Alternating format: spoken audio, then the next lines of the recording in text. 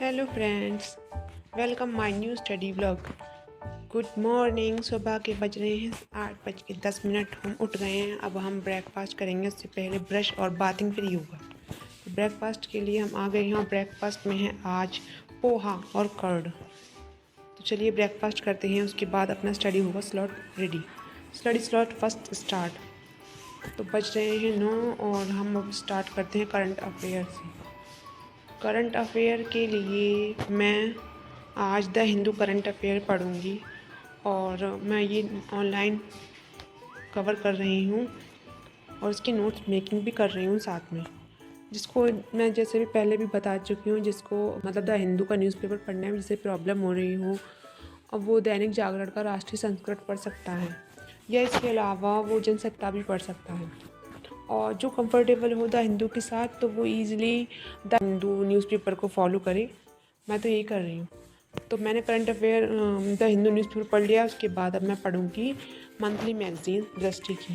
मैं दृष्टि से कवर कर रही हूँ मंथली मैगज़ीन और अब मैं ये पढ़ूँगी। एटलीस्ट आज मैं 3 आवर का स्लॉट ले रही हूँ करंट अफेयर के लिए।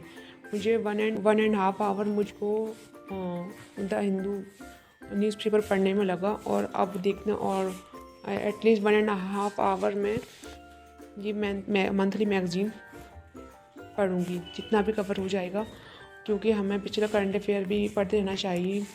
और short notes the Hindu newspaper से बना लेने चाहिए, क्योंकि नोट्स हमारे रिवीजन में बहुत ईजी रहता है और पूरा हमें थ्योरी नहीं लिखनी चाहिए। क्योंकि मुझे तो ऐसा लगता है जैसे हमारे पास जब मंथली मैगज़ीन है तो हम पूरी थ्योरी क्यों लिखें, बस अपने काम के इंपॉर्टेंट पॉइंट जो सिलेबस के अकॉर्डिंग मेंशन है वो पढ़ लेनी चाहिए। तो करंट अफेयर के बाद मैं एक ब्रेक लूँगी, लेकिन अभी हम करंट अफेयर प्रिपेयर करते हैं। मेरा स्लॉट हो गया है कंप्लीट।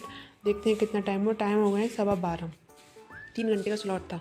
अब लेंगे हम एक ब्रेक और ब्रेक में हम आज ले रहे हैं स्नैक्स के रूप में। स्नैक्स लेंगे थोड़ा, और स्नैक्स में मैं ले रही हूँ आज बनाना, क्योंकि बनाना रखा था और मुझे पसंद भी है। तो इसे फिनिश करते हैं, फिर हम लेंगे नेक्स्ट स्लॉट। तो अब स्टार्ट होता है स्टडी स्लॉट 2। इसमें मैं एनवायरनमेंट इकोलॉजी का मैं रिवीजन करूँगी, अपने एनवायरनमेंट के नोट्स, और 2 घंटे कम से कम मैं इसे रीडिंग करूँगी, अपने नोट्स का रिवीजन करूँगी जो मैंने प्रिपेयर किया है। और मैंने ये जो एनवायरनमेंट के जो नोट्स हैं वो प्रिपेयर किए हैं यूट्यूब से।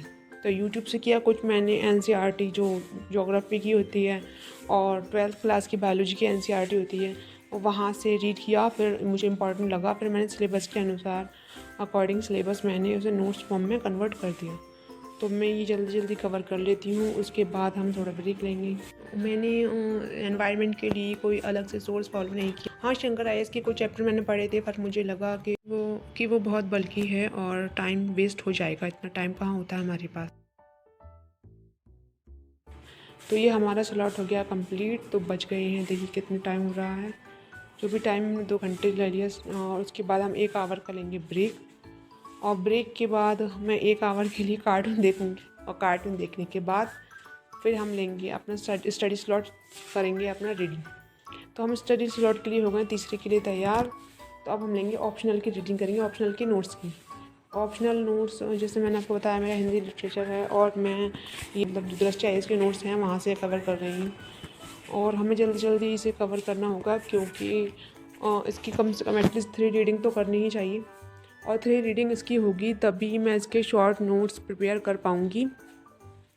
और वही शॉर्ट नोट्स पेपर में यूज़फुल रहेंगे, क्योंकि एटलीस्ट 1400 पेजेस का ये मटेरियल है जो याद करना पॉसिबल नहीं है।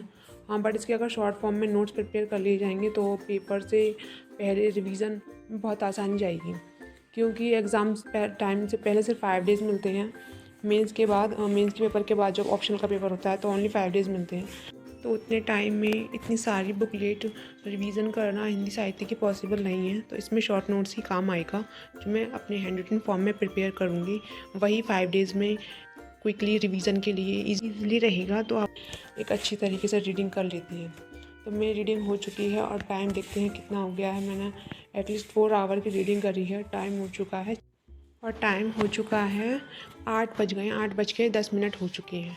तो अब हम एक ब्रेक लेंगे 2 आवर का। इसमें अब डिनर अपना कंप्लीट करेंगे। तो आज डिनर में मैंने लिया है ये खिचड़ी, आज हमने लिया है जल्दी से फ्री होते हैं। उसके बाद स्टडी स्लॉट 4 स्टार्ट, इसमें हम रिवीजन करेंगे हिस्ट्री के नोट्स का जो मैंने एनसीईआरटी पढ़कर और स्पेक्ट्रम पढ़कर बनाए हैं।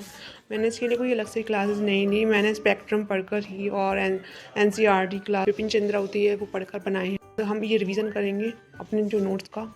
और मैं ये सोच रही हूँ कि एक वीडियो ऐसा लाऊं जिसमें 30 डे चैलेंज हो एनसीईआरटी का, तो जो बच्चे एनसीईआरटी फिनिश नहीं कर पाते हैं तो वो मेरे इस वीडियो के ज़रिए अपनी अपनी एनसीईआरटी फिनिश कर ले, ताकि उनका भी एनसीईआरटी फिनिश हो जाए और मेरा भी एक बार और रिवीजन हो जाए। वैसे भी मैं रिवीजन कर ही रही हूँ क्योंकि एनसीईआरटी बहुत ज़्यादा इंपॉर्टेंट होती है, तो मैंने सोचा कि क्यों ना एक बार और एनसीईआरटी रिवीजन कर लिया जाए और ऐसी वीडियो भी बना ली जाए एनसीईआरटी चैलेंज टाइप की, ताकि जो बच्चे जो भी एस्पिरेंट्स मेरी वीडियो देखकर अपनी प्रिपरेशन कर रहे हैं, ये थोड़ा बहुत भी मोटिवेट हो रहे हैं, तो वो मेरी वीडियो से मोटिवेट हों, साथ में वो मेरी तरह एनसीईआरटी कवर करें जैसे मैंने करी है।